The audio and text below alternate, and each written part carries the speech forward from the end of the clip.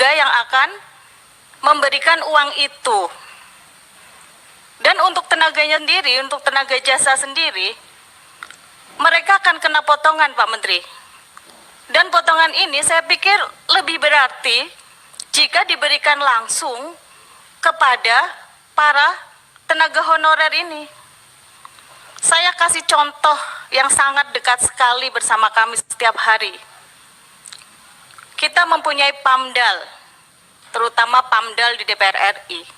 Saya setiap hari ketika saya datang, yang datang untuk membukakan lift itu PAMDAL. Sampai keamanan kami pun sebenarnya dijaga sama PAMDAL. Setiap hari. Dari pagi sampai malam. Sampai kadang kami di sini, pernah kami di sini itu sampai jam 2 pagi. Tetap PAMDAL itu menjaga kami.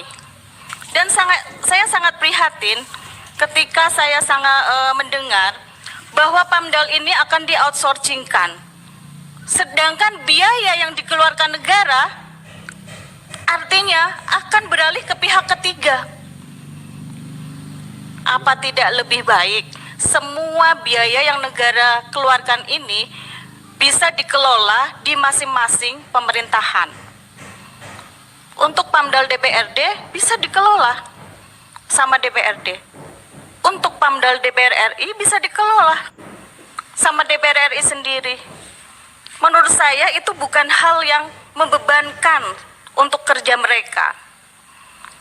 Kalau seandainya para PAMDAL ini mau ditulis misalnya kontrak, sebenarnya bisa. Apa susahnya gitu? Kontrak langsung dengan instansi terkait. Sedangkan PAMDAL ini kebanyakan itu lebih dari 7 tahun. Jadi kalau akan kembali lagi ke outsourcing, kemungkinan yang sudah mengabdi 7 tahun, 12 tahun, itu akan tersingkir. Nah, saya berharap semua ini kita bisa selesaikan dengan baik, karena sebenarnya perjuangan Pak Menteri bersama jajaran ini, juga perjuangan kami di Komisi 2 ini untuk menyejahterakan masyarakat. Yang kedua, Pak Menteri, saya berharap Pak Menteri bisa menyelesaikan tentang K2 sisa pendaftaran tahun 2010. Ini banyak sekali yang menunggu. Jadi ketika kami kemarin keliling untuk melakukan kunjungan-kunjungan, ini banyak sekali Pak Menteri tentang K2 yang belum terselesaikan. Jadi kita selesaikan dulu ini K2 yang sisa 2010, selanjutnya kita bisa untuk mengadakan perekrutan sisanya. Yang ketiga, saya sangat sepakat sekali dengan sistem merit. Saya selalu berbicara tentang sistem merit ini. Kenapa? Karena di dunia non-ASN ini, di dunia honorer ini, kebanyakan yang lebih tua itu lebih banyak dari tenaga yang lebih muda. Jadi sistem merit ini akan membantu, sedikitnya membantu mereka. Sekarang kalau mereka kita langsung tarungkan di ajang bebas bersama fresh graduate, yaitu menurut saya sangat susah sekali buat mereka. Padahal mereka ada yang lebih 20 tahun dan umur ada yang 50 tahun. Nah, untuk ini kita tidak mengesampingkan tentang yang fresh graduate, tapi dengan apa istilahnya, kita bisa menyelesaikan ini nanti bertahap Pak Menteri. Pertama, misal kita selesaikan dulu yang tua-tua ini, yang udah sepuh-sepuh ini. Habis itu kita baru menguji yang fresh graduate. Itu saja sih Pak Menteri, karena tiap hari telepon saya ini berdering dengan tangisan-tangisan mereka-mereka ini. Terima kasih. Wassalamualaikum warahmatullahi wabarakatuh. Waalaikumsalam warahmatullahi wabarakatuh. Baik, terima kasih pimpinan. Assalamualaikum warahmatullahi wabarakatuh. Yang saya hormati pimpinan Komisi 2 beserta Bapak Ibu anggota Komisi 2. Selanjutnya yang saya hormati Pak Menteri beserta seluruh jajaran, juga dari BKN. Saya pertama sekali mengucapkan selamat bertugas Pak Menteri. Ini mungkin baru pertemuan kita pertama sekali. Saya optimis dengan Pak Menteri berbekal pengalaman yang juga luar biasa. Saya yakin sinergi dan kolaborasi ini kita bisa padukan untuk kepentingan masyarakat banyak dan Indonesia. Yang kedua, apresiasi saya buat Komisi 2 DPR RI.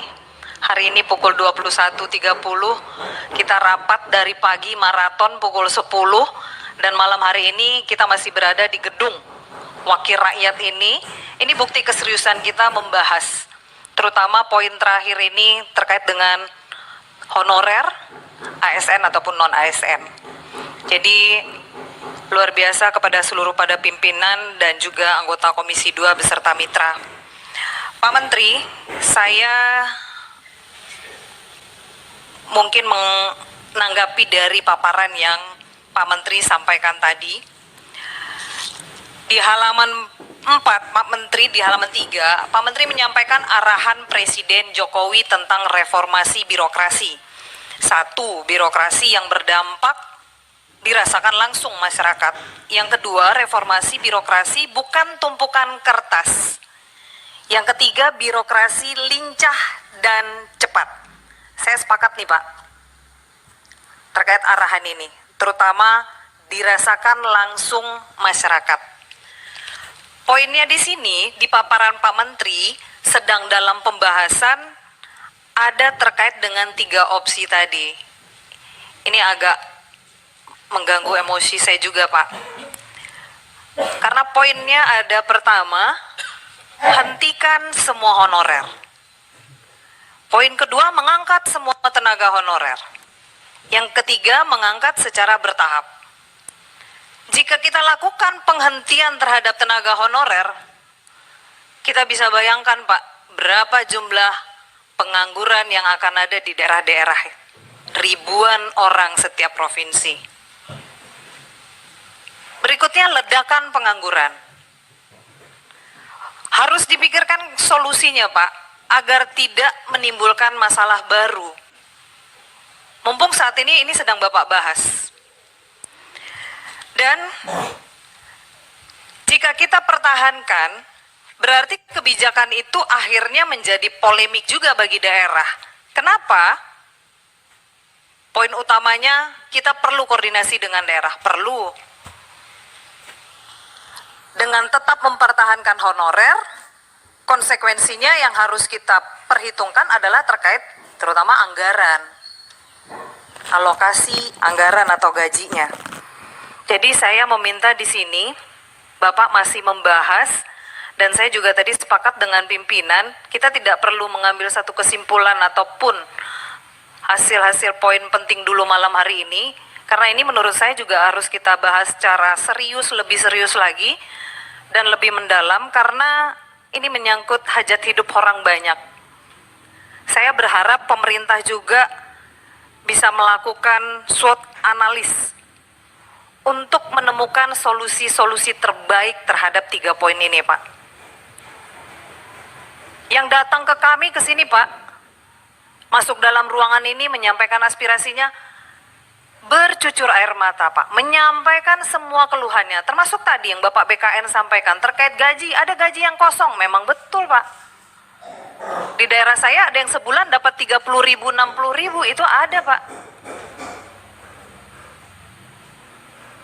Jadi ini poinnya, sesuai dengan arahan Pak Jokowi tadi, birokrasi yang berdampak dirasakan langsung masyarakat. Dan berikut, saya juga mau menanyakan Pak, ingin mengetahui ada 120 instansi pusat dan daerah ini yang tidak atau belum menyampaikan SPTJM hingga 31 Oktober. Saya pengen tahu Pak, ini apa ya Pak yang menjadi kendalanya atau hambatannya? Sosialisasikah atau koordinasinya yang tidak jalan? Nah, saya pengen tahu Pak, ini kenapa? Berikut dalam paparan Pak Menteri juga menyampaikan bahwa data dari instansi yang tidak sesuai akan berdampak pada pertanggungjawaban hukum. Nah, kalau seandainya instansi tidak menyerahkan data, apakah mereka juga akan mendapatkan sanksi atau pertanggungjawaban hukum juga? Kalau ada, apa Pak? Karena ini pekerjaan rumah kita bersama kalau menurut saya. Jadi harus sama-sama kita selesaikan. Dan terakhir, menurut saya ada beberapa yang perlu kita bahas lebih lanjut ke depan. Ini malam sudah larut, tidak mungkin juga kita akan membahasnya terlalu dalam lagi. Sementara poin-poin yang ada, yang Bapak Menteri paparkan dan juga yang akan kami dalami, ini adalah poin-poin yang sangat perlu untuk kita bahas terkait orang banyak. Saya menjadi atensi, ada beberapa catatan dari saya, Pak. Perlu adanya kebijakan dan regulasi, Pak, terkait dengan adanya pengembangan kompetensi terhadap honorer. Yang kedua, setiap kementerian dan pemerintah daerah perlu melakukan sistem pengawasan dalam proses perekrutan honorer yang dilakukan pada setiap bidang. Terakhir, Kemenpan RB dan BKN perlu menetapkan regulasi yang lebih komprehensif dalam mengukur kinerja dari ASN baik PNS maupun non-PNS.